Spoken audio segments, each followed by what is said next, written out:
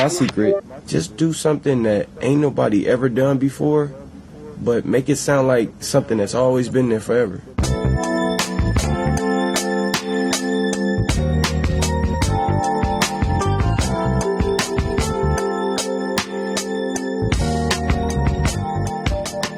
Welcome to This Filipino American Life, a podcast that explores the nuanced experiences of Filipinos in the United States at Iba Pa. I'm joined by my fellow co-hosts, Ryan Carpio, Joe Bernardo, and Mike. Producer Mike. Yeah, got it ready. All right. We have a TFAL of the episode, and that is Alberto Ponce. Yay! Berto. We actually know him. We know Berto. Oh, Berto. I was like, Alberto. Berto Ponce, who is a friend of the show, founder of Bullet Club, and my Puso pal. And the reason why Mike knows who Joey Ryan is. Who? Huh? Don't even front that you don't know who Joey Ryan is. Who's Joey Ryan, Mike? I don't Joey know. and Ryan. This is true. Bernardo Carpio. Bernardo Carpio. Joey Ryan is a wrestler that Mike seems to recognize every time we see him. Yeah. He has a lollipop in his mouth. So you like wrestling now, Mike? No. Nope. Stop lying. Your secret mark. But yes, thank you, Berto, for being our TFAL of the episode. And what are we talking about on this episode, guys? Wait, no. Music. Yeah. Sorry, I was anticipating our guests for later, but we're talking about music. Yes. And who's our guest later on? WASI. WASI. Waza. That's a thing. It's not a thing. Oh my god. Wow. Way to date yourself, guys. And That that was only like 20 years ago. You think it died? Yeah, well, nope, we're bringing it back. What's up, WASI? We're going to say that when they come to the show. later. No, we're not. No, we're not going to say that. That's We'll think it, though. sure, Yeah. if you say so.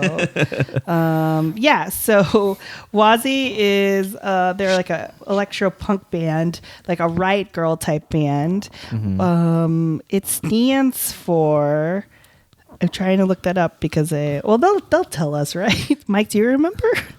They'll tell us. They'll tell us. Yeah. I want to hear from them anyway. This is true. But so my question for us, for the four of us, is like, what's our history? What's your history, Ryan, Joe, Mike, with electro pop music or like dance music or Riot Girl music and that type of stuff? I Have no idea what I was saying. That's part of it. The second part of it is I'd like to hear from the others first. I am passing the conch over to Mike. The conch? Mike, now you have the conch and may Talking speak. stick? You have the spirit stick, so you can speak. So like dance music specifically or Or just in general, or electropop, dance music, Riot Girl music. Wow. It's a very large question, apparently. I guess so. I mean, if you think about it, I mean, especially as Filipino Americans, I think the first time we either touch on that is either through house music or maybe even specifically like Latin freestyle.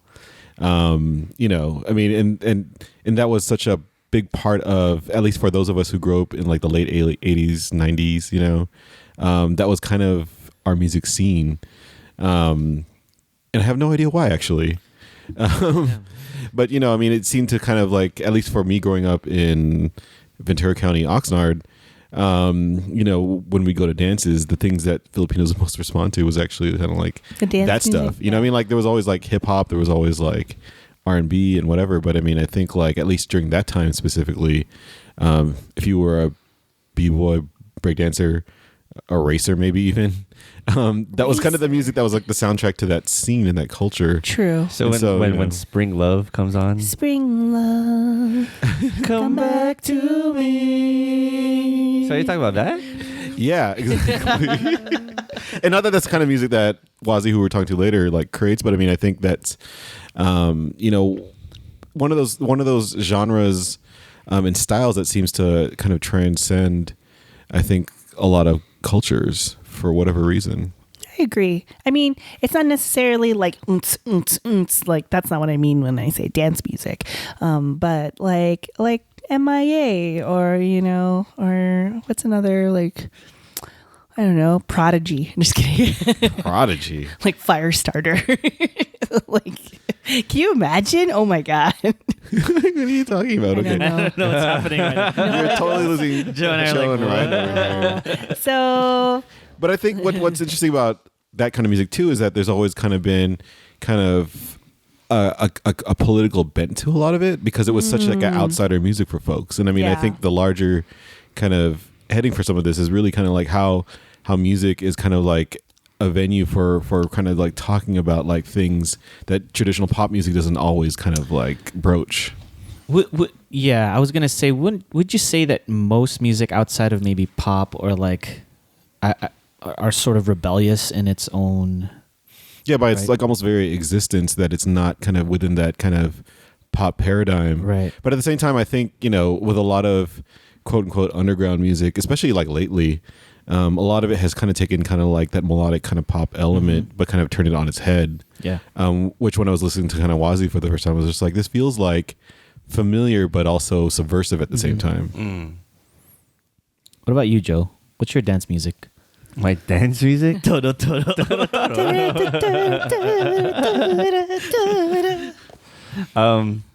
No, I liked a lot of the Latin freestyle stuff growing up. I like a lot of New Jack Swing. I love dancing to that. But yeah, you know, I was thinking about that, like how a lot of music starts out subversive, and then eventually kind of assimilates into popular culture. Not all music, but like Yeah. a lot of music that become popular or that are new, they start out with like an underground scene. And it's interesting that like there is music out there that uses pop culture, like you said, and kind of makes it ironic, and uses that kind of music, that melodies, but uses subversive Like lyrics. Yeah. You know, and that's kind of cool. I'm waiting for someone to bring back New Jack Swing, but make it subversive. So Bruno Mars doesn't count. No, Bruno Mars is not counting. Why not? No, I mean make it subversive. That'd be so. I'd be so into that. I'd be like totally into Janelle that. Monáe. Yeah. That's like two it. different voices, me and Joe saying the same exact Same pitch. intonation. No, I can see what you're saying. Yeah. I would love to see like a political Latin freestyle or political New Jack Swing song. That'd be so cool. Like if Pitbull decided to like get all political. No.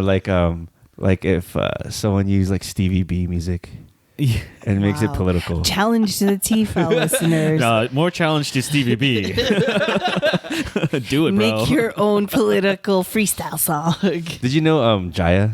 Yes. Yeah, you know she had like a freestyle song back in the day. Yes. Called what was it called? If you leave me now. yeah, Go if on. you If you leave no If you leave me now. If you leave me me now. come back to me. I like how we didn't know words. We all. Well, anyways, that was a popular song in 1990, and apparently she went to Marshall High School. She did. Dropped She out. did?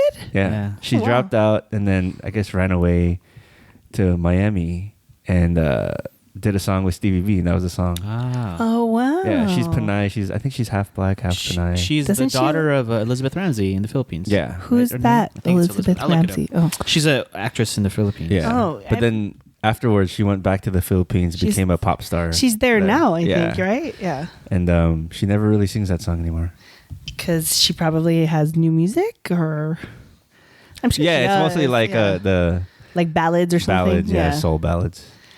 Pop Elizabeth ballads. Ramsey is a Filipino stand-up comedian. Oh, She's passed away in 2015, but one of her kids is Jaya. Mhm. That's why when we heard her on the radio and in the late 80s, early 90s, I was like, oh, she's Filipina, and they would always describe her as, oh yeah, she's the daughter of Elizabeth Ramsey. I'm like, who's that? Yeah, but she's a Filipina comedian. Yeah. Comedian.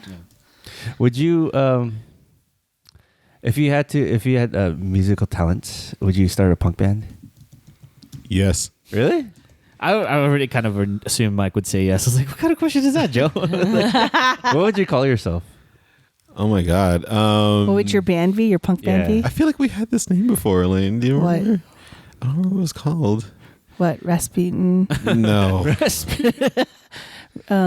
Radigan's Rebels? Like it would something be something like clever, or like I'm sure it would be a pun. yeah, or something like really mundane that it's clever. I don't know. like you know The Punky Hey, Brewsters. give us some ideas. The Punky Brewsters. the podcasters.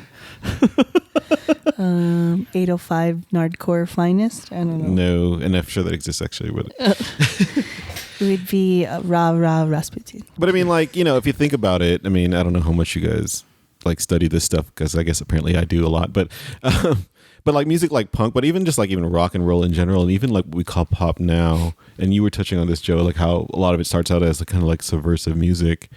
I mean, I think like a lot of the times, like the sound of it, especially like pop music, you know, it does mask kind of like some themes that you don't kind of catch on like quite right away. I mean, I think a lot of the early like even doo-wop stuff would talk about stuff like forbidden love and like, you know, children out of wedlock and all this other kind of stuff. And I mean, you don't realize it because it just sounds so sweet or sounds so like, you know, melodic. But you know, it also kind of tells a story, tells stories that aren't really told in the music that's mainstream at those times. But I think, you know, especially as pertaining to our guests later on, a lot of times, you know, that is used as a vehicle to kind of, you know, engage people. And then kind of once they start kind of digging into the words and the lyrics and the themes, they start kind of understanding at a different level. And I think that's, you know, and a lot of times too, like, especially like, since our guests they kind of do like a mix of what sounds to me a little bit like a mix of, you know, electronic, but also punk and also all this other stuff. I mean, those are kind of like the kind of genres that are very much associated with people who are like kind of do-it-yourself musicians, home studio musicians, you know, the stuff that they feel like is most accessible to them. I mean, if you go way back to like what was once called garage rock, literally people in their garage making music, a lot of the themes there too were kind of things that people weren't really like kind of touching on or singing on, but you listen to it now, it's just like, oh, that's the stuff you hear on like classic rock stations like K-Earth or whatever here in LA. But yeah, I mean, I think it's just, you know, this lineage of being able to tell stories that are kind of outside of the mainstream. And as like a Filipino American who grew up in the suburbs like I did, you know, it was easy for me to latch onto things like punk and electronic music, and things that just felt like they felt more authentic in a way, I guess you could say. I was so opposite just because of what was available to me. I'm the product of like pop and whatever was on the radio. The radio. Sorry. I was never really, I never deviated that much to find other types of music. I'm not a musician either, so I didn't really gravitate towards that as an outlet. So for me, man, most of my dance music is what you heard on the radio during the time, or most of the music I appreciate were pop and R&B, or what was on Kiss FM or Coast 103 or whatever. But you know, I think that's just kind of telling of how big the market is for music, and how much music and artistry there is out there, but never really get the light. I don't know. Yeah. No. I guess the question to all of you then is like, what were you looking for as a young person in the music that you know, eventually gravitated towards? What was it that you were finding that you connected with, I guess? So to me, I was always like lovey-dovey and kind of like very emotional. And so most of the music that I listened to were kind of like things that were more on the romantic side of things. And we did that old episode before about like ballads and stuff, right? And how it was more of like the connection to like inward as opposed to outward for me, like as opposed to like a political stance or you know, mine is just very superficial and melodic, you know, like if it has a good melody, I could sing along to it. And I was also like, I like to sing, so anything that I could follow, that you could sing along with. I could sing along with. That's I'm in easy. the same way. You know, so a lot of the music that I never really searched for anything other than like relaxation and ease when it came to music. So anything that was like too fast for me singing, I was sort of turned off by. I didn't start like my appreciation for like music to dance to until I was probably in high school.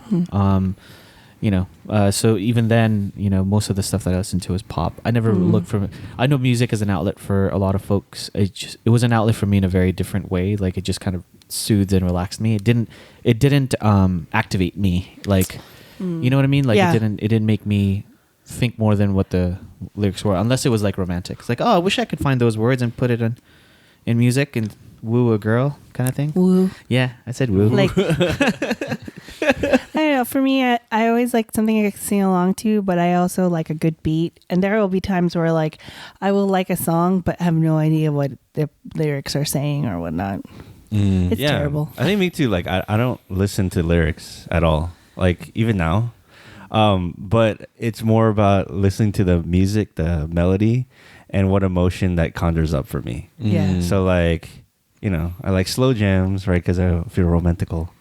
And when I feel like angry or I feel angry, I'll listen to like hip hop or like conscious hip hop or like no, just it like doesn't hip hop in matter. general. Like if it's like NWA, like I just want to like kill somebody.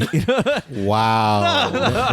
Whatever you say. Or like, oh my god. no. Or like I don't know. If I feel like dancing, I'll listen like I would want something like It's Tribe beat related. It's like Tribe or yeah. something, or like Common or something like that. Yeah. Or if I feel like just like dancing on the dance floor, I'll listen to like New Jack Swing or Latin freestyle. Yeah. Or yeah. And then for me, it's more about like the emotion. So sometimes when I'm like, if I'm driving, I want to listen to music that like I could feel like this is like cruising music. It's not. I get that. We have that playlist like when we ever have road trips. We have a road trip playlist. Yeah. It's mostly like soft rock, Coast 103.5 sing along songs. But yes. Oh, I was thinking more like G-funk. Oh, Or that's like- your cruising type of music. or like lowrider oldies or something. But I mean, I guess like common for all of us then is that there's kind of an implicit kind of emotional response that the music that we gravitated towards Yeah. kind of is Yeah. able to bring out of us. But it Right. wasn't, for me, it wasn't necessarily like the lyrics like being subversive. Yeah. Because I at least when I was young, I didn't really think about that too much. Same. So I mean, are there examples of maybe subversive Filipino music, whether that's electronic or anything else, that you remember hearing at some point or another? I mean, the only thing I can think of was the song like that, the Putang Ina Mo song. Nako, putang ina mo. Ay, nako. Putang ina mo. Oh my god, I haven't heard that. Putang, putang, putang, putang, putang ina mo. Sorry, Tita, if you're listening. That was such a good song. That was on 20 Fingers. Yes. Yeah. 20. What was the 20 Fingers famous song? Short man. Yeah. Oh. Don't want no short. Well, the lyrics were actually something Yeah, else. I know, but that's the radio friendly edit. So I think one of it, like some of his DJs were Filipino and they made that song. Oh. Yeah. okay. That's cool.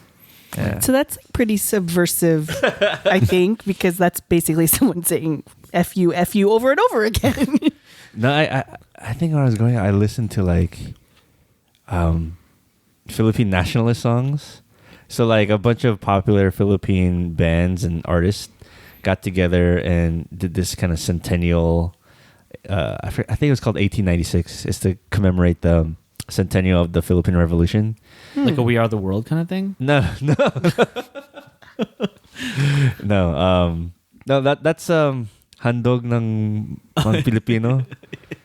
Yeah. That came out after 86. Okay. But anyways, I'm like totally lost right now. But okay. but I would listen to that as like, I guess if that's Philippine subversive music. Yeah. But not really. But I think going back to like a self-critique on my part of the reason I think I didn't listen to subversive music was because I didn't want to feel it. I didn't want to feel subversive. Does that make sense? Like a lot of times, like if I wasn't that guy who's gonna listen to like a lot of hip hop that was subversive or kind of like any kind of lyrics that meant I was going against kind of like, like this. I just didn't think of it that way. I kind of veered away from it. And, yeah. But I mean, like, even like, and I forget if we touched on this in past episodes, but like Filipino American participation, immersion, and expression through like hip hop as a culture was at least, in the very beginnings, a very kind of subversive act in of itself, right? That was kind of not necessarily like in line with kind of the lineage of music and traditions, from the Filipino or Filipino American experience. I mean, Joe, you're the academic on this stuff, so maybe you can comment more on that. But I mean, just the very idea that we would have so many Filipinos become like, very adept DJs and be immersed in that scene, wasn't seen from any respect as like an expectation or, was a complete surprise for a lot of folks, at least early on. Well, I think in some of the neighborhoods in the areas that Filipinos grew up in and kind of adopted hip hop, they're very multicultural, I guess. And they would adopt kind of the music of their peers, and a lot of it would be hip hop. I think it would be subversive to their parents, right? And maybe subversive in the fact that if Filipinos try to break into more the mainstream hip hop, it's more of they're more pioneers in that fact. But I think for the most part they grew up in most Filipino DJs grew up in a culture that kind of embraced that they kind of cultivated the music. Yeah. Even if it was self-made, right? Throughout this. Yeah. But yeah, I mean, yeah, but it did go against kind of the norms that they grew up with. And so maybe we'll get into this later, or something we can talk about, somewhere else. But I mean, so in thinking specifically about like dance music and electronic music, and thinking about, what does that represent? And even punk rock. I mean, a lot of that came out of like kind of reactions to, what people saw as kind of the wrongs of the mainstream. And it's specifically when it comes to electronic music, a lot of that was birthed, out of kind of like the nascent LGBTQ kind of communities in the 70s. Yeah. Because they had access to the equipment. There wasn't like a studio that they had to go to tell them what they could and couldn't make songs about. Yeah. And so, the folks we'll be talking to a bit later, it's kind of a blend of those things, and the idea that like, we're going to talk about things that are important to us, relevant to us, using kind of the method and mode that seems to be most relevant, and able to kind of get those messages across.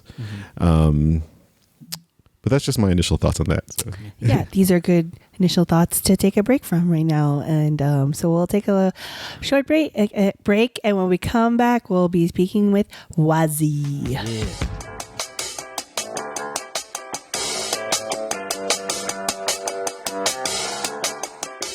Hey Ryan, do you have any extra dollars? Don't. I'm hungry actually. I don't have any extra dollars for you, Joe. What are you going to use it then for?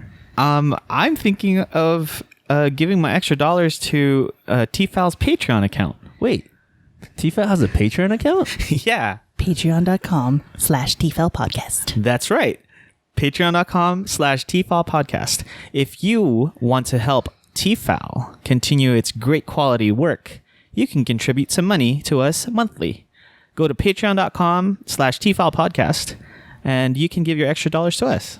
Hey Joe, how much does your internet cost? Hey, A lot. I don't know. That's girly. Hey Mike, how much does this equipment cost? A lot. Hey Ryan, how much does your brain cost? That's all I have. As you can see, we spend money to produce this free programming to you, and we could use your help. So find us on patreon.com/TFAL podcast and see if you can help us out. Thank you. Thank you.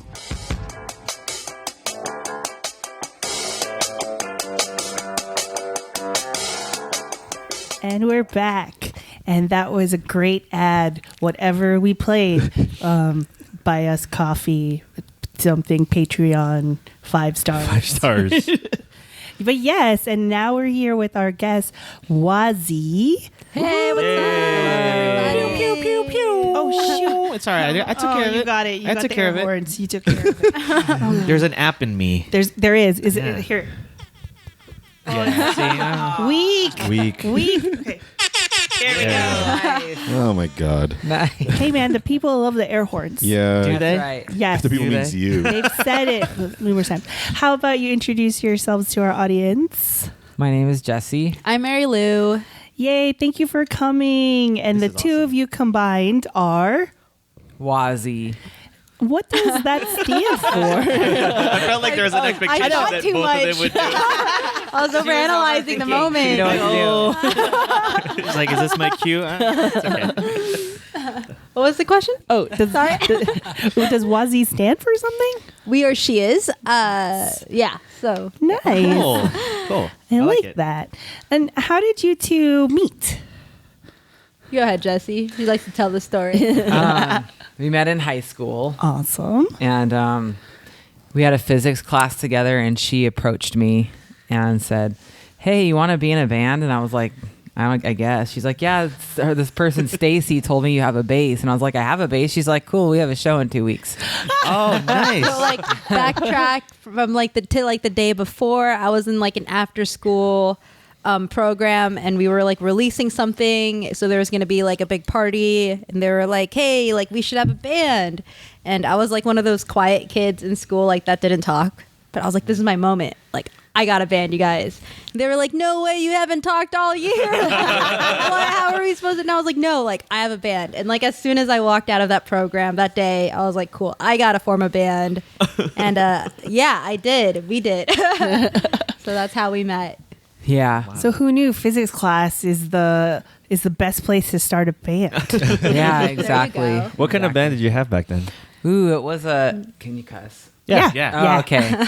It was like a super like shitty punk band, but it's like whenever you're in like and most high school bands are kind of shitty punk bands. Yes. Where you just like all we could figure out in 3 weeks was like power chords. Yes. So it was me, her, and two other people, and we were called the My Doll Poppers. Nice. That's a nice name for a band. And that's what we were, and we were terrible. And it was funny because the day of the show, this has been like a recurring thing for us we've been playing the music together for 11 years now. Uh-huh. And the recurring thing for us is our drummers.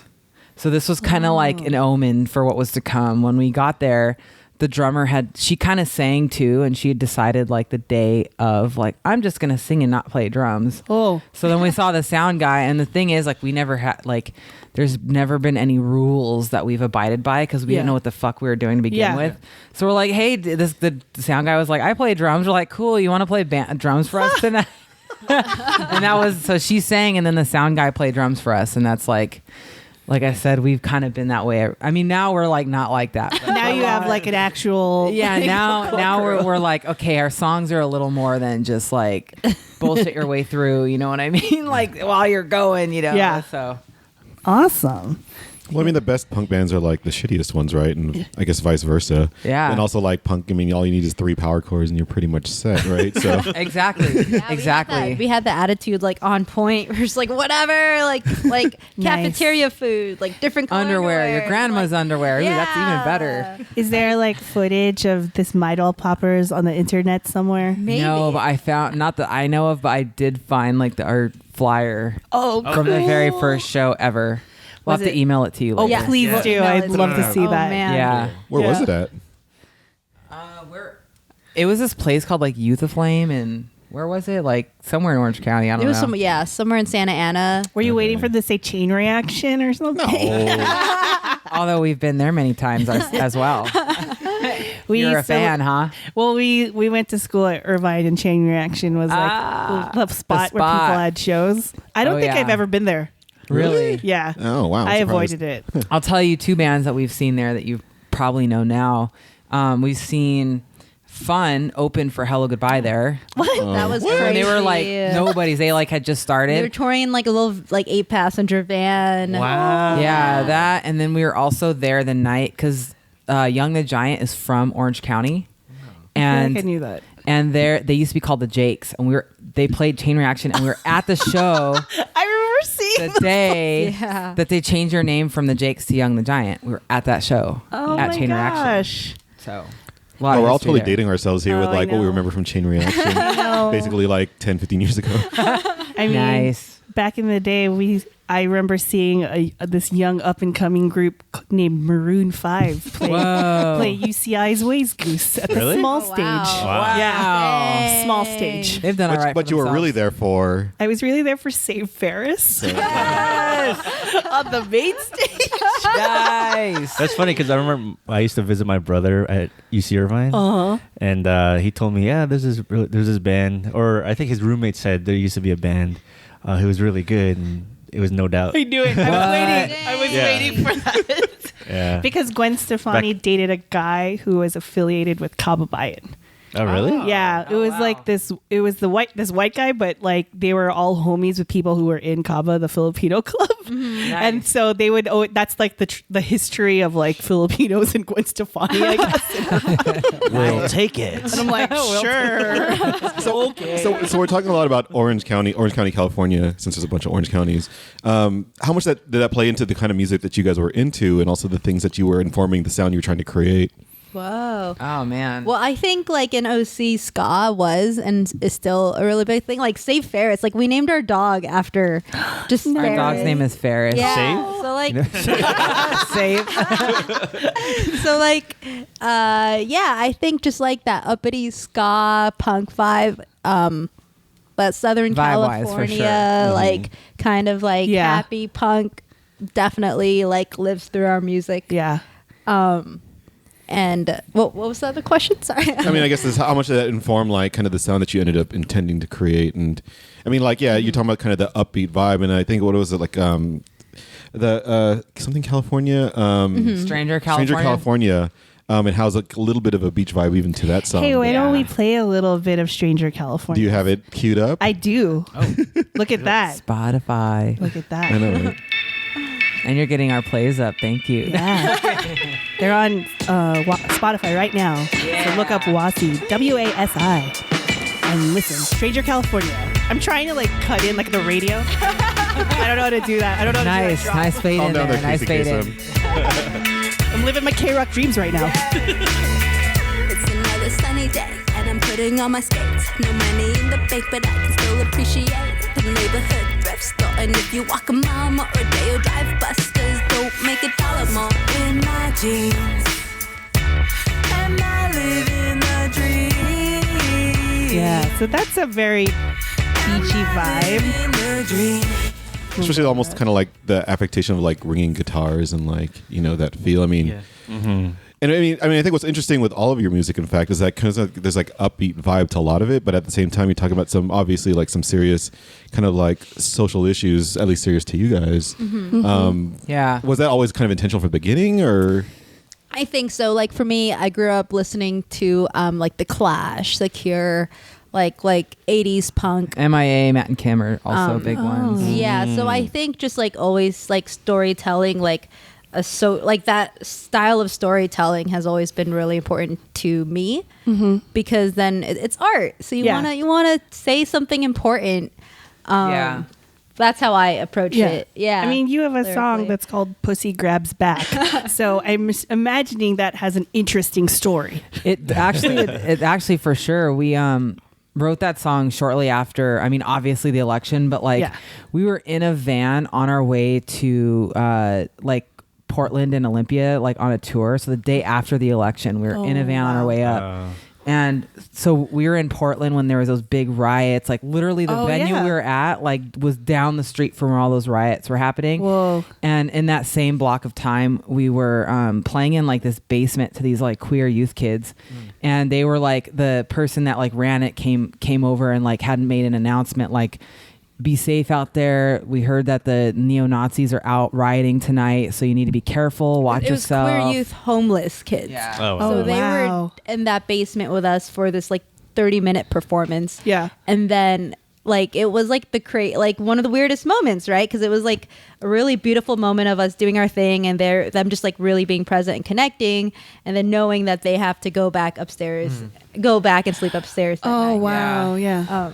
It was so cool though. Like we use a megaphone in our live performance, and like I handed it to this kid that was really quiet, and they eventually like everyone was up and like jumping around and stuff, and then at the end they were like, "Oh man, I feel so much better after doing that." I was like, mission accomplished. Yeah. That's exactly why we did this. So because they needed that like release because it was such like a traumatic experience. yeah, for sure. And that song was, I mean, it's obviously blatantly about our views on that whole thing, but it was inspired by that occasion, I guess. Should I play a little bit of that so people hear? Sure. I mean, like, why not?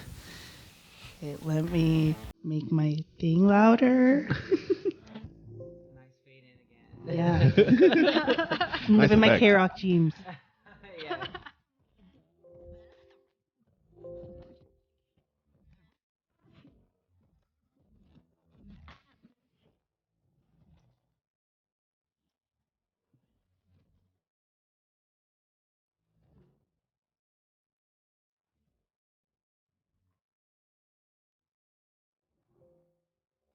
Wow. So is that both of you on vocals, or? Yeah, yeah. Yeah. I think we've come a long way from 3 power chords. Totally. I think there are 4 power Saying. chords in that one. So we have 4. so you're talking about being in the Pacific Northwest, and obviously, you know, arguably the birthplace of like the Riot Girl kind of aesthetic and sound. I mean, has that also informed kind of the way that you guys approach your music? Oh, for sure. Even if our music is super like, you know, like all over the like bouncy and like electronic and fun, like the vibe and the attitude has always been that way, because we've also like personally outside of our experiences in music have been through a lot of stuff, like in our personal lives, like with me with health, like her with family, and like both of us, like just so much like bullying and like all these different things we've struggled with a lot in our lives. So like I feel like the attitude of that really reflects in the music, even if like you were saying earlier, if it's really like happy and bouncy and sounding, but then it deals with some serious stuff, like that's how we kind of learn how to deal with and cope with those things that we've been through.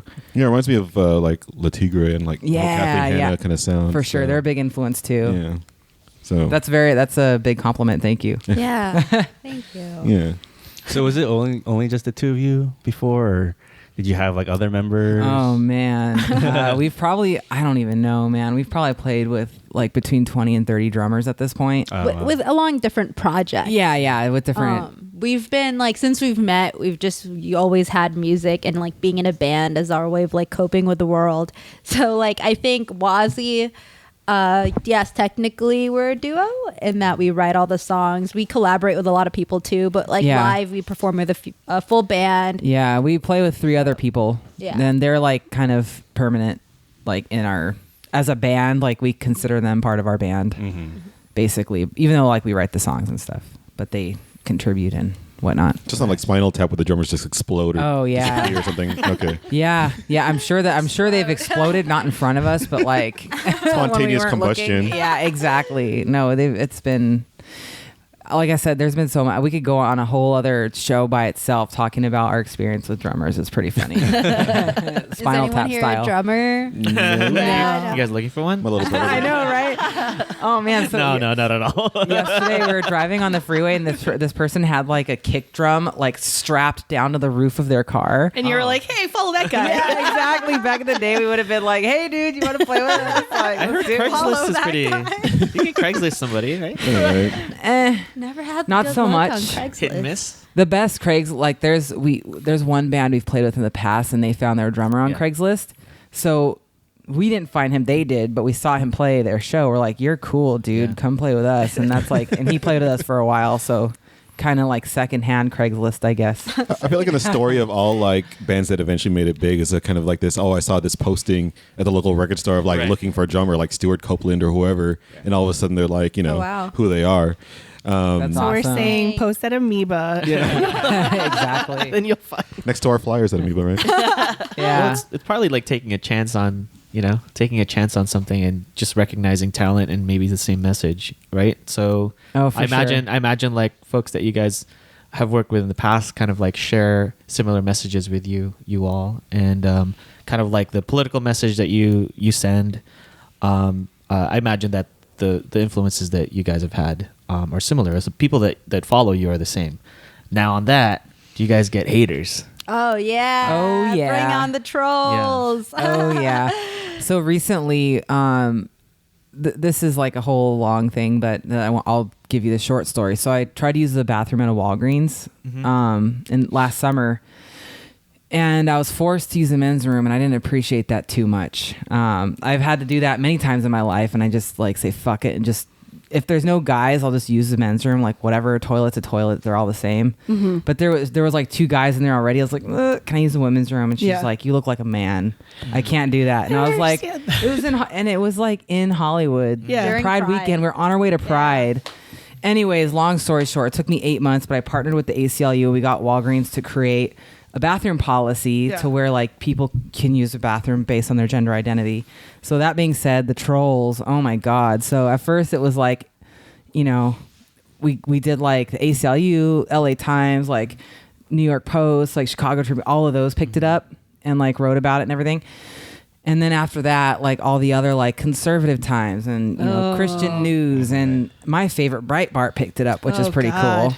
Yay! I made it. I know I made it exactly. And When Breitbart, and then Breitbart's their title's my favorite. It was Walgreens caves to the gay agenda. I was like, yes, some people are caving to the gay agenda. That's what I was going for. It's just crazy how hateful like some people can be. Not like besides the publications, just like the Twitter trolls. Yeah. And like everyone responding to like the ACLU posts. And then there's the other half where it's like people are messaging Jesse saying like thank you, like Personally, you've literally changed my life. And Like one person like messaged me like saying like shared with me a story of her kid that was in school that was like non-gender conforming. Well, I do identify as female. Like their kid was non-gender conforming, and they sent me a picture saying like you really inspire us like with what we're doing. And I thought that like that's the kind of stuff that like even when everyone has their shit to say, it's like, you know what, I don't really care what you have to say. It's like these are the moments that really matter in the end. Like when somebody reaches out and says something, it's like, all right,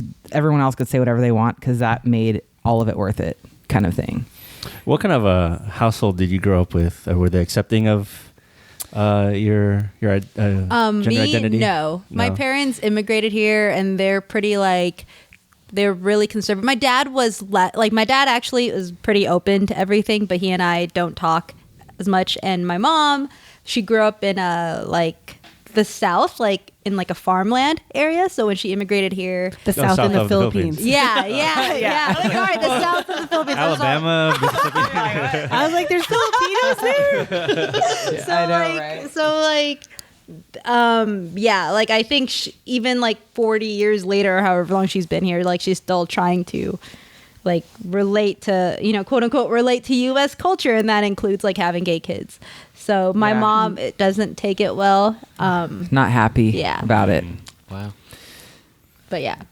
But that's like a reality, right? Like as much as we all like think that we've come a long way, like in terms of like LGBTQ acceptance, like the reality is it's not all going to be like, you know, queer eye from the straight guy, like type like of acceptance, right? Yeah. Like that's a real story. Especially with like the two culture differences. Yeah.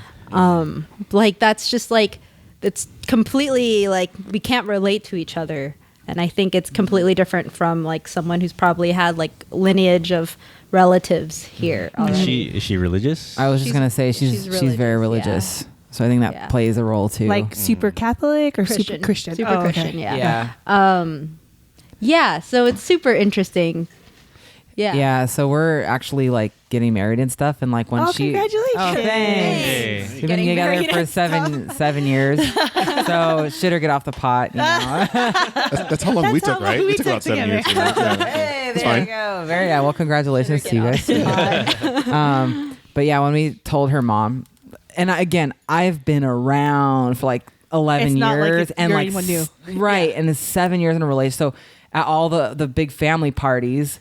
There's, They know you. yeah, I'm there. I'm like family, you know what I Yeah. mean? And it's like, it's always like I'm there, like eating all the food, you know what I mean? Yeah. And it's like I consider them my family, but her mom was like totally shocked and like not cool with it Yeah. at all. And it's like, what the fuck did you think? And I was? think You know that's what I mean? like that's a different stage of denial, you know? Yeah. I don't know if you all have like parents or relatives Oh like yeah. that. Yeah. Totally. Yep. It's a cultural thing, right? Yeah. Like It's you don't definitely a even cultural want to. Yeah, in my Yeah. family, like the queer relatives that we do have, it's kind of like you just don't say anything. Yeah, that's how it was Yeah. for a long time until recently. As obvious that is as it is. Yeah. Yeah. Exactly. My friend's aunt used to. Used to deny that her son was gay by trying to set them up with like, you know, With girls? women. Yeah. Yeah, and That's fairly common. And it's funny because everyone in the family is just like rolls their eyes every time, like Yeah. every Yeah. time the aunties Yeah. are always just trying to deny. I was like, come on, we all know. We all know. Yeah. And it's funny because, like, I don't know, I don't remember them really saying anything to her about it, but like her aunts and uncles, like we'd be out, like me and her having dinner with like her cousins and her aunts and whatever, and they'd be like, "Hey Jesse, do you have a boyfriend?" Oh my God. Yeah. So many times over so many years, I'm like, you have a yeah, boyfriend?" Yeah, do you have a boyfriend? I clearly look like I have a boyfriend. So like they would want to say like you two are just like best friends, but Yeah. not like together. Yeah, and then they have to Exactly. like out it awkwardly, like, right? Like, why, Auntie, are you trying? Like, who are you trying to impress right now? Or they try to act like it's like just this phase or something that you're gonna like grow out of somehow magically, or Yeah, and if they put it Yeah. out in the world, maybe they're right. yeah. And they're cool. I guess they're cool about it now. There's like one Tita that like is like the main, two Titas that are like the main gossipers, and we Gotta have one. Yeah, Or of two. course, least one or couple. two, so they Five. could like because they could conspire together. All of them. Yeah. Well, those are the two we know for sure. Oh, got Like, it, you got know, it. if you tell them one thing, it's going to be a different story next Oh, week. it sounds like my dad. That's like your Yeah, dad. you know what I mean. And so far, we've heard from her cousin's our best friend. Yeah. That the only thing that they have an issue with is they don't understand like the procreation aspect. Oh. And I it's was like, what? okay, It's like a magic. There are these thing called sperm donors. yeah, they don't. Or adopt. Or adopt. Yeah. Exactly. Or don't have kids. Yeah. If the Virgin don't have Mary kids. can do it. Exactly. Come on. Oh, that's the title of That was so good. That's your new song. If the Virgin Mary can do it. Immaculate Oh, totally. conception. Oh my god, that's like too good. That's way too. You just like inspired a whole thing right now. That was Good so job, good. Ryan. Good job. Run with it. They know more than through the power chords. They could totally do that. Exactly, it's gonna happen. So you're gonna have a see it. wedding? We're Ceremony? planning on it. Yeah, Yeah. we're planning Okay. on like. Probably early 2019. We're just so like in tour mode and everything. Yeah, we Yeah. have like so many other things going on. We don't have time to We're think like, about oh that. yeah, wedding. Are you gonna invite your family? Yeah. Yeah. Okay, It's so everyone- it's one of those where it's like we can't have a small one. You know, we kind Yeah. of like Yeah. once you invite one, you have to invite them all. Because my family, so- every single family member, including all of my cousins and like family friends, not just like family members, Yeah. blood related, is a total of 20 people Oh, My for mom- you. for me. And then for you, I love you're your like reaction. 100. Like 100 here. 100. Yeah. Yeah. She's got like at least 80 to 100. Yeah. If you're really getting like picky. Yeah, if you're getting picky. Yeah. It was Yeah. tough. Like for us, my side was 75 people Dang. Just family. That showed up. that I invited, and I couldn't invite like other extended family. And I Because was- you know, like if when one of them comes, they're going to bring like, Yeah. you know, grip with them. you had a lot of people too at your wedding. 250. Wow. You know, I wasn't there though. That was. Dang. Sorry. Oh my we can 250. edit that out. We're gonna. 50. Dang, where did you guys have We're your- gonna have a mini episode just on this issue about Ryan not getting invited to my wedding. I love it. I love it. Girly will be on Future that one. episode. Yeah. future episode? Yeah, we got married at the LA River Center. Yeah. Yeah. And that holds obviously at Like least that 250. many. Yeah, I think the capacity is like 400 or something, but Yeah. That's a big We had wedding. 250. I don't Or remember. 225. I don't know. We There was were a at- whole like debate about like who has more or less, and like Yeah. is it friends versus family versus whatever. And I'm just gonna you know, live. Yeah. Filipinos just want everyone to be there. If I Yeah, ever you get didn't married, go I'm to- just gonna live stream. you didn't go to their wedding, right? Huh? No, I was in another wedding for The that same one. I was weekend. in the Bay Area. But you were invited. I was invited. Okay. Yeah. Well, we basically recorded the mini of this entire. There you go. Well, Kill two speaking, birds with one stone. Anyway. well, Okay. speaking of which, you guys are busy with being on tour, and so Yeah. you have a tour. Like, are you on tour right now, or are you leading up to a tour? Right, We're leaving in 2 weeks. 2 weeks. Yeah. Where are you going? So a week and a 1 half. week. 10 days. 1 week. Whoa. So what are some cities that you're hitting? I think we might be able to. And how did you figure that out too? Like, is it you kind of going based on like who's like picking up the album, or places you just want to kind of have an impact, or It actually started. Well, do you want to go ahead and explain it? Yeah, well, it started with places that like listen to the EP like via Pandora, Spotify, whatever. And it actually started because I throw a festival out here in LA called Women Fuck Shit Up Fest. Ooh. It's just like a bunch of like cool female. When is that? And I want to go to That was just last weekend. Oh. And It was I'll dope. let you know.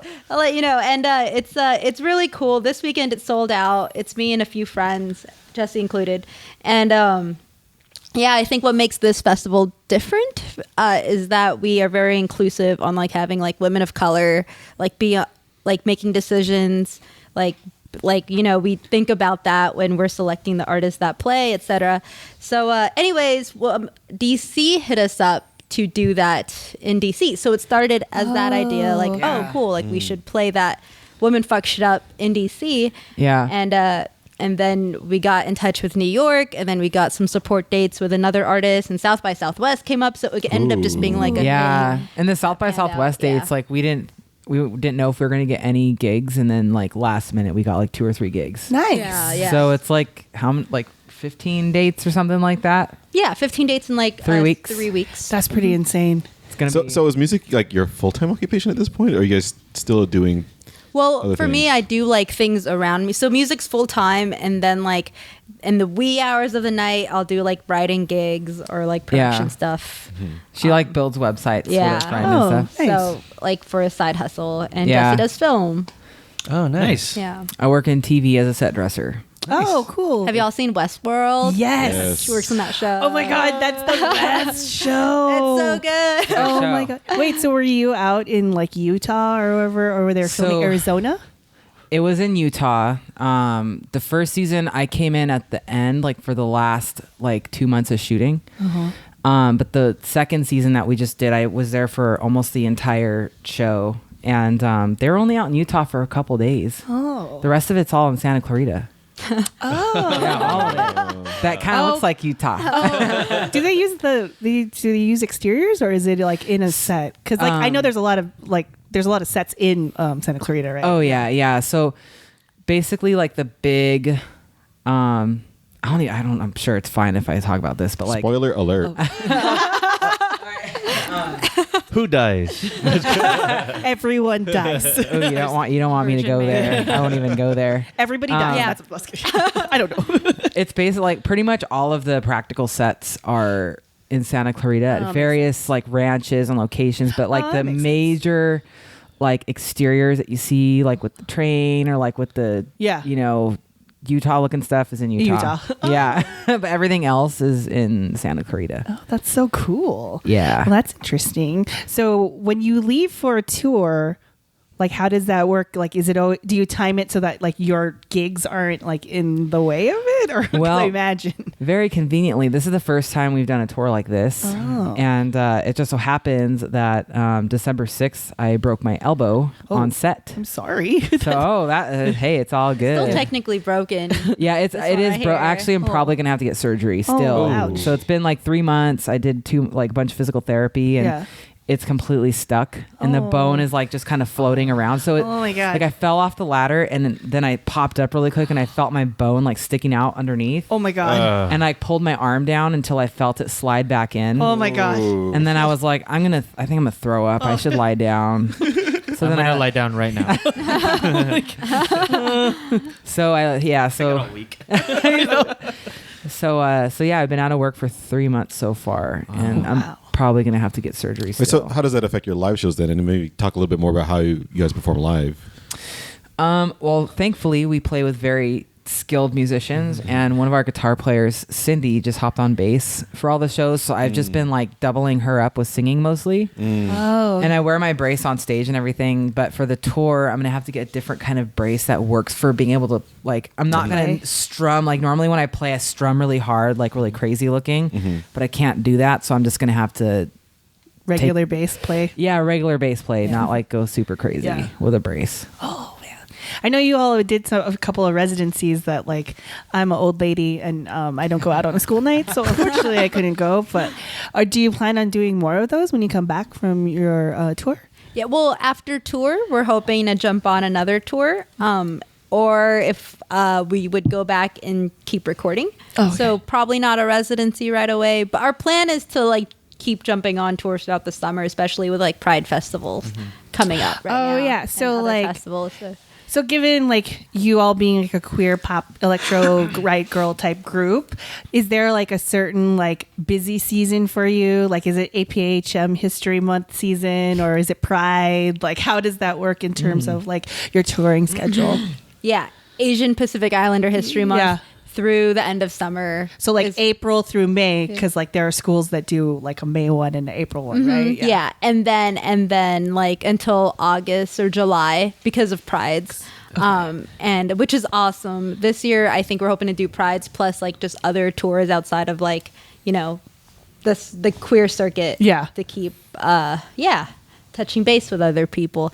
But yeah. So on that topic, though, I mean, as part of your multiple identities, I mean, do you specifically engage with communities as a part of, you know, performing, making music, or even just reaching out to folks to get kind of gigs done? I mean, is that, I mean, clearly that's part of kind of the lyrics and the message you guys convey, but is also part of kind of the conversation that you have with communities as you come out to them. Yeah. Can you repeat the question? Yeah, okay. There's like so many layers in that. So like you talked about like Asian Pacific History Month. You talked about like Pride festivals and things There's like like that. 30 questions in there. But she was still like, yeah, okay, wait, what? I do the same thing. It's cool. So I mean, yeah, you talked a little about like, you know, Filipino-ness and your identity and kind of like how that's, you know, part of who you are, but is that also part of how you engage with people in your audience? That's a good Ooh. I think it is unconsciously, subconsciously, because of the performance. The performance has a very like, I think naturally, like there's this like Filipino hip hop islander rhythminess to the way I dance and perform that I think doesn't come through in the recordings as much. And that being said, yeah, I think I want to dive in more into the, you know, the Filipino roots, like writing more about, you know, my family or my mom's immigration story or just, you know, cool things that I think are cool stories to tell, important stories to tell. And I think that essentially shines through just, again, like in performing, like something as simple as like just the way I sing, rap, or whatever that is. Yeah, I think that comes off. That rhythm comes off. Have you ever worked with or just watched Gingy? Marjorie Light. Yeah. She goes by Gingy. She's a rapper, like percussionist DJ. That's cool. I'm gonna but she integrates kind of like elements of like, you know, like kulintang and like And she That does is like so cool. dance. It's very much like probably it's similar, but it feels more like indigenous because she uses the kulintang to do the percussion part. That is so cool. Look that up. Yeah. Marjorie. Oh, Gingy. So Gingee. Recommendation to the folks listening right now. Gingy. Look up Gingy. That is so cool. Yes, I definitely want to get more in touch with it. Because I grew up just like, you know, going to like they're called akusa balls, or like, you know, those big balls where like all the Filipinos come in the barongs and like the dancing The and association like dinner? it's so Association different. dinner. Yeah, like Oh, every yeah, quarter. And I think just being around that my whole life also plays an influence musically into the way Yeah. I perceive dancing and singing and all that. So yeah, I want to definitely get more in touch with that. Unfortunately, I haven't, but I want to. And obviously you connected very strongly to the LGBTQ community. Yeah. You know, was that something that you guys have always had as an intention for the music itself, or is that something that kind of just like is kind of a relational thing with the community, kind of it informs and also reaches back out, I guess? I think it was something that happened just because like all of us, like for me, like all my friends, like in my adolescence were queer from different backgrounds. So like that queerness is something we all bonded on. So I think that just kind of happened. I don't know if it was more so like informational, or what do you think, Jesse? Yeah, I kind of agree with what you're saying. Yeah. Yeah. Yeah. I think, yeah, I mean, even just throwing Woman Fuck Shit Up Fest and like it started off as like, cool, let's like book like dope female fronted bands. And then we realized how important, like the intersectionality of like race and like queerness or gender or whatever. You How know, long like, have you been it all doing comes that? into play. Like 3.5 years, half a year, because it was like, we had like 2 months. It was just a cool idea. Yeah. And then like, that was like at a small art gallery. And then after that, it was 3 years at like the next year was at the Smell, and then the year after that was the Smell, and then 5 Star Bar, and then this year it was like the Smell, 5 Star Bar, and then there was like another new stage. So it just keeps growing, which is cool. Yeah. Yeah. That's dope. Wait, where is this place? Or are It's these in places? downtown. Oh, okay. Yeah, downtown. yeah. Yeah, but it's cool because it has gotten bigger every year. Yeah. You Okay, know? we'll have to like add that to our rotation of music festival things that Yeah. we go to. Continually growing list of It things sounds we like could something use. we would have totally like loved. That would be really Oh my cool. God. So, how do you write your music? She writes like most of the lyrics, and I contribute. And musically, like she kind of like will start something, and then I'll go in and like we'll like super produce it, sort of. I think we always start with vibe. Like vibe is the most important part. For Yeah. like, for do you use like the piano, or is it like computer or drum kit, or what is that? Like, For this EP, I think it started with drums and a piano. For other songs before this, it was a lot of guitar. oh, Yeah. And I guess what comes first then, though, is like, or is it kind of symbiotic, the beat or the lyrics, or do they kind of grow together as you make your music? For this EP, I'd say the beat came first, oh, right? Yeah. The beat came first. Yeah. And when you record, are you recording like in a studio, or is it like a home studio? How does that work? Recently, our friends down the street in Silver Lake, like they have a cool studio set up in the garage. So we just like walked down there. Yeah. Nice. With Ferris before we do that, and recorded the EP. but before we with do them. that, we just have like our own little like home studio set up, and like like this. yeah, exactly, Exactly, literally, like in yeah. our living room too. Like Nice. that's, and then like we'll record a full demo, like with all the sounds that we want, like do a scratch track of vocals, all the instrument, like everything that we want in there. And then so when we go in the studio, it's not like, oh, we don't know what we're doing. It's like, no, here's the song. It's like pretty much done. Oh, and Let's then you're just like cleaning it up. when clean, you're- yeah, clean it up exactly. Got it. Yeah. So is the band you tour with then involved in the production, or is it mostly you guys playing the music and then they kind of pick it up from there? It's a little bit of both, actually. Some of them have, like, as we are with the three people we're playing with right now, it hasn't been that long. I'd say A year. like a year tops. Like the guitar player, one of them. We've been playing with him for a little over a year now, and he's contributed to like Pussy Grabs Back. Like he put some guitar on that. Like some of the new like not puzzles. There's another one on there, City Nights. He did Yeah, guitar, so and- like he's contributed. But the other two we're planning on including a lot more. And it's cool. It's the first time in forever where I've played in a band with like mostly Asians. So it definitely Yeah. changes the dynamic for yeah, sure. exactly. Even down to like the songwriting. And I- Jesse's Asian at heart. Well, thank you. you So are Asian at heart. on that specific note, I mean, have you, I guess, encountered other groups, that you would feel like look like you, or like kind of have that kind of broad spectrum of kind of inclusion in other communities? Yes, I think putting it out there when we were like, cool, like we want to connect with people like this. Then we started meeting more artists in that realm, or more communities in that realm, like Madam Gandhi. She's a amazing artist and friend. Yeah, like I think her whole mission, like the futurist female, is really inspiring. Nice. So if we were to create like a WASI playlist on Spotify, like besides you two, you all, who else should be on that? Ooh. I'll just say some of my favorites first. Sorry. We kind of like share a lot of like the same musical. Kay Flay is actually an artist that we played with like way back, like before she blew up, and now she's huge. A huge fan of Kay Flay. MIA for sure. Like she said, Madam Gandhi, we're huge fans, and she's really awesome. Pussy Riot. Pussy Riot. Of course. That sounds like a really good lineup right now. Oh, for sure. It's pretty dope. Yeah. Yeah. There's a lot of really great artists that we really look up to a lot. I feel like I'm going to make this Spotify playlist. You won't be disappointed. And then another artist that I've been listening to a lot is Hampton. Yeah, okay. They're really, really good. I don't know Yeah. if you've listened to them too much, but their lyrics, it's Only kind recently, yeah. it's kind of the same Because thing. they had that show on Vice for a while. Yeah. Yeah. Right. Did? Yeah, that American boy band. Oh, Yeah. yeah, That's yeah. them. And there's Oh, the okay. billboard. Yeah. Yeah.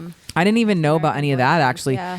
I saw their billboards. I was like, who the hell is this? And then we found them, and I was like, oh my God, this is really cool. Since like the music industry has changed, and it's not like you need like the backing of like an A&R from a major label, like you can do it all like DIY on your own.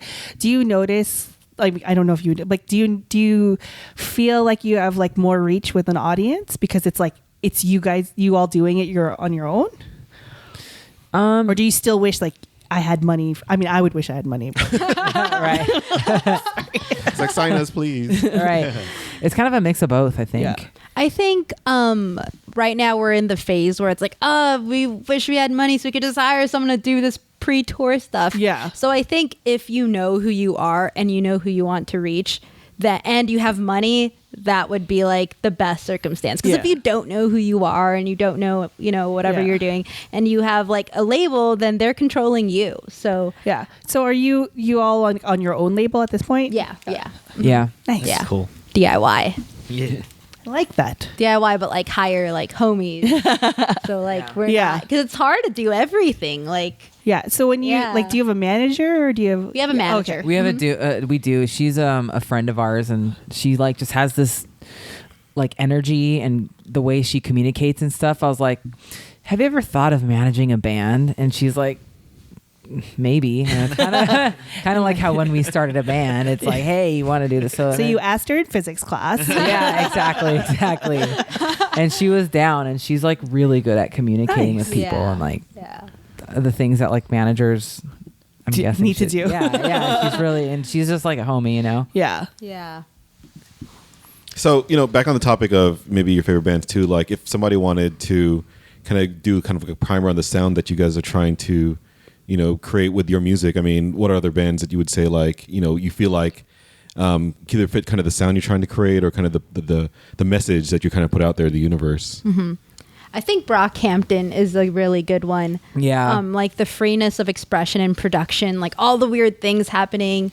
I think our sound is more West Coasty, but again, back to that punky, happy Yeah. vibe. But production wise, and just like that free spirit wise, that's something we aspire to. Or Matt and Kim is a huge Love Matt and Kim. influence. K Flay, someone that like throws down the barriers of genres and like lets it loose. Yeah, exactly. Another one is Ye G. Ye I don't know if you know G, Ye G, but she's awesome. Yeah. Yay, like YAY or It's YAJAEJI. It's funny, like when we were, driving up here to Berlato Studios, as we like to call it. I was just trying, like, as I was listening to the music again, I was thinking about like, what does this remind me of? And so, I was thinking about like, there's kind of a little bit of obviously the La Tigre and kind of like, the whole Bikini Kill kind of aesthetic. But then it made me think a little bit of like Bastille kind of a bit. And then also thinking of, oddly enough, the Go-Go's. Oh, cool. cool. So it's kind of like if you mix all of those things in a blender, That would be- that's what I mean. And maybe I'm way off base, and maybe I'm like offending you guys. But that's what it kind of felt like. It's kind of like kind of all of those influences, especially because of the West Coast sound and the idea that kind of like there's kind of this upbeatness to it, even if the topics are kind of deeper, kind of social, kind of like commentaries. That would be Sure. dope if we had the Go-Go's and WASI on like one lineup. Whoa. That would be epic. Let's put it out in the universe. Go-Go's. Go-Go's. Go. Have them open for you. That'd be so sick. Oh man. Do you guys have any Filipino musical influences? Or maybe dance styles like the Todo Todo that Joe does? Wait, Or Filipino music influences? man. Not really. I should have came prepared with this. Ah, that's cool. I know I can think of some. I just Did you grow up with What about Filipino music? I grew Ainoko? up with like Ainoko is cool. I just don't like. I wouldn't say like they're They're not inspiration. influenced, Yeah, but like they're influenced. definitely really like a cool Yeah. band called. You know who we're talking about? I Ainoko. don't. They're Okay. New Oh, York do you- based. oh. We'll have to look that one something up. to look up. Yeah. Yeah. But I don't know. Are there any dance? It's like just I know Filipino Joe likes to dances dance. He just likes the Toto. Like all ballroom dancing, basically. Here. Nice. I'm like, No, let's- don't. Are you gonna really play that right now? No, I mean, I'm just going to look it up and see if it's on here. Wow, it's not on here. I Yeah, can't find no, it's it. not. Dream World would be to like work with like a Filipino producer and just Yeah. like really touch base with that. Filipino producers out there, get in touch. Yeah. Okay, WASI. I mean, a theme for our show overall too is kind of like the discovery and rediscovery of kind of like Filipino and even Filipino American culture. Because I mean, our show is very LA SoCal kind of centric. Yeah. And as we've kind of done this show, we've kind of been hearing about groups like yours, but also kind of like really kind of exploring kind of groups from the Philippines that like somehow or another we've come across. A lot of that I only came across in college and later. I'd never heard of them as a kid and they weren't really influences on me, but coming to appreciate them later on and kind of understanding what that represents. And so, it's always kind of like the journey, like music in general, and I think like, even listening to kind of like your guys' early work to kind of like your most recent, EP, like obviously there's been kind of also like kind of a growth in the sound and a direction that you guys are taking. So, for sure. And I think, like as far as the way, like just as we are like having a Filipino front person, like I personally haven't seen any other like very many other bands that do that other than like they're in the Philippines. Yeah, exactly. Like outside of the Philippines, like you don't see that. Like I said, a couple, like Inako is one, and there's another band that our guitar player plays with, and the front person is Filipino, but that's like all I've ever seen. What band is that? They were formerly Batwings Catwings. I don't know if they're changing their name to something else, but they're kind of like. We'll look that up. I'm trying to think of one. It's like there's like West Indian girl, but that doesn't really. Yeah. Like dengue fever. Oh yeah, well, that's not Filipino. She's Cambodian. Oh right. What so about, the more Jay Som. Oh, that's right, Jay Som. Yeah, Jay Som is really really good. Vex Ruffin's Filipino. He's not really He's band. a DJ. It's like how many Filipino DJs you can name right now in the next like 5 Trent seconds? Reznor's wife, who was in a band. West Indian girl. That's what I'm saying. Yeah. So, like I said, a very small amount. So I think and then like she was saying, the majority of our 2 guitar players are Asian as well. Yeah. And you just don't really see that very often. Yeah. And at least like for bigger like pop bands, like, I mean, I could think of like, the she's half Asian. Yeah, Karen O. Karen O, but you don't really see that too much. So I think like going out in the world, like Other fuck than, everybody, like, what Bruno everybody Mars. thinks. Oh yeah, I'm like Bruno. I was like trying Bruno Mars. Everyone. Yes, Bruno Mars. I was like Bruno. Journey. And Journey, yes. All right, I guess. Yeah, okay. Mike rolled his eyes at me. But you see, we can almost count them on our hands. Yeah, Right, totally. But yeah, it's kind of like we're kind of like fuck every whatever Yeah. people think, we're just gonna go out there and do it kind of thing. And I don't know if you all had the same experience growing up in Orange County, but like even if it was like diverse, I still couldn't like find that many Filipinos to connect with. I don't know if you had like. Well, I grew up in the Valley and I went to the Filipino school here, so so I did have that, but it's kind of like, it's interesting because like no matter what your interests are, like if you weren't into like the quote unquote Filipinos were into, you kind of felt like an outsider. Yeah, didn't you grow up as like a ska kid? Like I was like a rebel totally kid? into like the Smiths and Morrissey and like in the Valley when I was growing up, like that's what the Mexican kids and the Salvadorian kids like if you're Filipino, you're supposed to like hip hop and like slow jams and R&B, which I did like. I like all of those things, but then like I also still was emo and wanted to be like the Smiths. So. Yeah. I grew up with church music. Nice. Wait, what's your favorite hymn? Oh no. One bread. No. We're not gonna go there. I'll tell you what though, those church songs are like pretty catchy. Yep. For real. I remember them for life. Yeah. Etched in For my life. mind. So catchy. So go for it. Did you grow up seeing karaoke? I wouldn't, but I grew up around it. Yeah. Yes. So you don't have a go-to karaoke jam? I mean, I always go to like Backstreet Boys, like Michelle Branch, like that's like like Which 90s. Backstreet Boys song? I mean, whatever. Like that's cool. I Millennium, like that album. How did that go? How, if you know, Or like I Want It That Way. I just wanted you to sing it. I picked up on that. I gave you what you wanted. I was an NSYNC girl myself, but it's okay. Yeah, I was. I listened too. to both. Yes. I was more a fan of NSYNC. Me too. High five. Do you have a karaoke jam, Jesse? No. No? You don't not sing at all. karaoke at all? No, I grew up very uncultured. Like as uncultured a white person could possibly be. Well, how about now? I mean, Now it's different, but we never really got into karaoke so much. Well, when you you get don't have to. married, you're gonna. Yeah. Yeah. because you're it real probably- rock stars. Like, no, seriously, like, we have to pretend to be. You know how to flatter us. Yeah. I'd probably be into like Celine Dion though. I don't know. My heart will go on. Yes, exactly. All right. Well, we're almost like an hour, right, Mike? Yeah. What? Yeah. That was fast. It was really, really fast. It's been an hour. What the heck? What? Yeah. I mean, is there anything like last minute things that you want to plug or your social media handles so like folks can find you? WASI Music or isawasi.com. And yeah. catch us on Pretty tour. much it. And hopefully this will go out while we are on tour. So we'll definitely plug it. And if not, we'll be plugging it anyway, for sure. Cool. Awesome. Yeah. And I have a song to go out on. What's that? Don't worry. Is it Todo Todo? Oh, please. I mean, Oh, no, she's switching it. Just kidding. It's Rasputin. oh, that'd Is be it Total hilarious. Eclipse of the Heart, your karaoke song? Oh, Do you have a karaoke song? Oh my God. Really? No. This is what we're going out with? No, we shouldn't go out. No. Fine, No, fine. We stop. will Also, we have to get the Having rights for that fun. song. I'm Fine. having fun to this. I support you. We'll play. I support that decision. We'll play. How about we play Pussy Grabs Back? Did I play that already? Yes. Yes, you did. Floor talk. Have floor talk. Floor Talk. We'll go out on Floor Talk. Thank you, WASI, for being here. Thank you for having sharing your us. Story. Thank you. Thank you for being awesome and playing really cool music. We're dancing right now. Yeah, they're no one totally can dancing see. in here But right it's now. fun. We're dancing. All right, thank you. Thank you. Yay, thank you. Thank you. Thank you.